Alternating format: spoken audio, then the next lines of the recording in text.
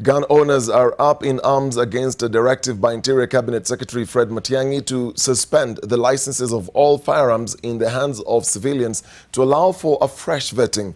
The National Gun Owners Association has contested the 90-day rigorous vetting, accusing the CS of usurping the powers of the Firearms Licensing Board.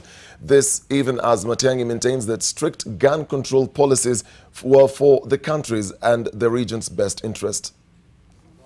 With only 3 days left to the start of the 90-day vigorous verification of all firearm certificates, the National Gun Owners Association now has its guns trained on Interior Cabinet Secretary Fred Matiang'i and the Firearms Licensing Board.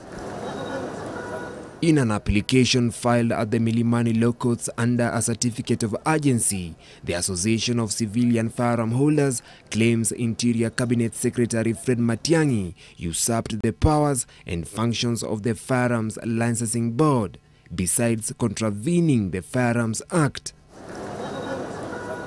In their petition, they have also taken issue with the composition of the licensing board, saying it lacks representation from members group of lawfully registered gun owners. The association wants Matiang'i's directive to suspend all licenses of firearms in the hands of civilians be lifted and the subsequent vetting stopped until the case is heard and determined. Interior Cabinet Secretary Fred Matiang'i, on his part, made a case for a strict gun control policy, saying the proliferation of illegal firearms posed one of the country's biggest security threats. The exercise of fresh vetting of all civilian firearm holders that will be carried out by the Firearms Licensing Board is expected to begin on 17th December 2018. These will be the board's first target as it settles into office to streamline the process of acquiring and using firearms.